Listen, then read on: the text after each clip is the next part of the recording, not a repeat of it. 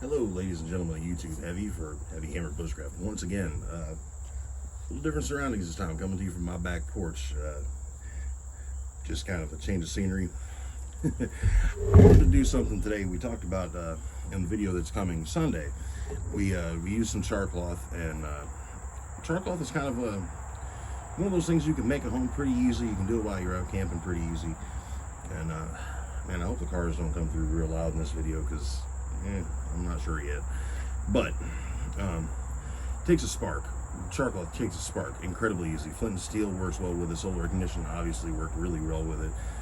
Ferro rod phenomenally well, and it's stupid easy to make. So it's something I think everybody should know how to make. And there's 837,000 videos of how to make it, more than likely. I want to cover it for posterity for this channel as well. How to make Charcloth, really simple. I use denim. Everybody's got a pair of jeans laying around somewhere, got a hole in them, and you're not wearing them anymore. They've retired them for whatever reason. I've got 2 or 3 pairs that I've torn out at work. I mean, I'm a mechanic in my day-to-day life, so I mean, stuff happens. My jeans get beat up. So once you've got some denim, it needs you one of these little Altoids tin. It has to be steel. It cannot be aluminum. Aluminum bad. Steel good. Punch a little hole in the top, just like this, and then you got to get you one of these little stoves. Okay. You can do this in a campfire as well. If you take your tin and just toss it in the campfire, it will work just as fine. But I prefer to do this. This is one of the things I do at home to prepare to go out camping and to prepare to go out and do bushcraft, because it occupies a little bit of time, gets me ready to go out in the woods, gets me in the right mindset to be, preparing for bushcraft. So these little stoves are available on Amazon. There's about 374 million companies that make them. I'm not going to bother recommending one, because get on Amazon and do some digging. If you really want, Pathfinder does make one, or they will be, I believe, soon. I'm not sure if they've launched it yet, but either way, but they're available on Amazon. They're somewhere between $7 and $20, depending on which brand you go with. Take a tin. We're gonna adjust the camera here. This doesn't jerk things around too much to find the mess on my back porch. Let's get this guy down here. Alright, hopefully you can see that alright. Get your little stove, find you a lighter. Get your gas cranked up. Get her lit. Now you want a good flame, but not like stupid crazy high. And put your tin on there, mind your fingers. Crank the flame up just a little bit. And all you're doing is you're cooking off the impurities in whatever you're charring. Now that could be cotton, could be punky wood, could be regular wood, could be, in my case, denim. And you'll see it'll start smoking. I'm pretty sure you can see that on the camera. That smoke is the impurities leaving the whatever material you're trying to make char out of. Now you can light that on fire sometimes if you can get to it, so you just lit itself right there, which is good because it keeps the smoke content down. Because this can get pretty smoky if you're doing a big batch of this. But you let that sit and cook, and you'll know when it's done because that flame will go out pretty much. There'll be no smoke, no flame coming out of it. I'll turn this down just a little bit, a little high. So I'm gonna let this cook, and I'm gonna come back in just a few minutes when it's just about done, and we'll talk a little more about it. All right. You can kind of see here, this flame is getting down. It's cut down quite a bit. You can see the black smoke coming out of that. This is not really something you want to be breathing in, so try to get yourself, just never do this inside. Try to get yourself in a very well ventilated area. I always do this outside. It doesn't smell the best anyways, but it's just, it can be very, very bad for you. So we're going to watch here just for a minute. I'm a cigarette. That will be going out here really, really shortly.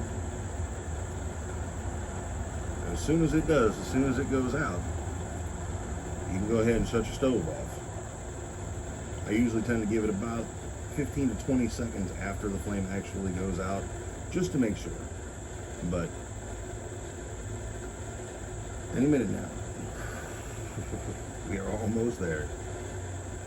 Mind your fingers when you do this. These stoves, these tins, everything gets kind of hot. Just make sure you don't burn yourself. Exercise proper caution. You don't want to do this anywhere where you're going to catch stuff on fire. Fire bad in most situations. Unless you're in the brush and you need to be warm or cook, fire bad.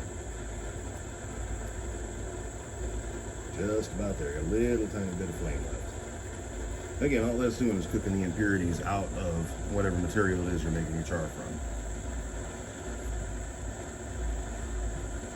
Almost.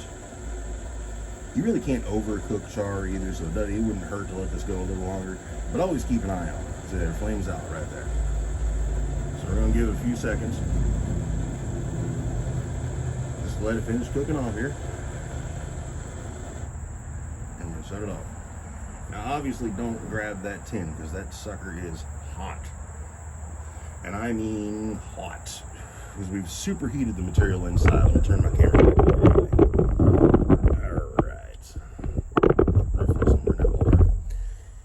We've superheated that material inside to cook off all the impurities, and we've just charred it. It's the same. They use the same method for making charcoal. In fact, they char it that way. Once that tin cools, what you need to do is you need to take that out and you need to proof your charcloth.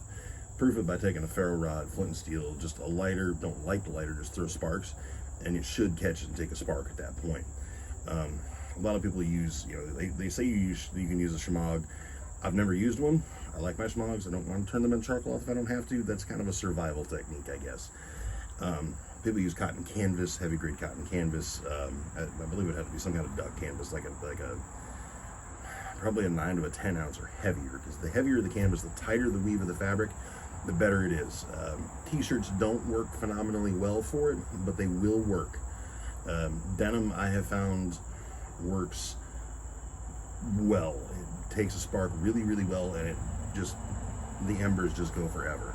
It lasts a really long time.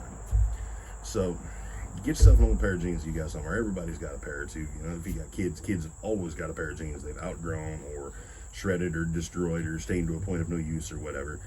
And make yourself some charcloth. It's a really good thing to do, really good way to upcycle some of your stuff.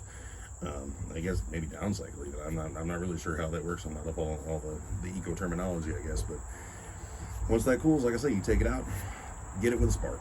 Off your lighter, off your ferro rod, off flint and steel, whatever your chosen fire method. If it takes a spark, you're good. Sometimes you will open that tin up and you'll notice that it's not all of it is not charred. You'll have some that are lighter brown and stuff like that. If that's the case, shake the tin, put it back on and light it. Always make sure your tin is closed, because you don't want to let any oxygen in there. If you let oxygen in there, it will burn. You don't want it to burn, you just want it to char. So it's kind of about what I got. You guys saw me use this will see me use this on a video coming up Sunday where we discuss different fire lighting techniques. And you'll see how well it really works. And if you make some yourself, hell, let me know. Let me know how yours turns out. Let me know what you use. And hey, I'm always up for new ideas and trying new stuff. So if it works, it works. Let me know. Thanks. We'll see you in the bush.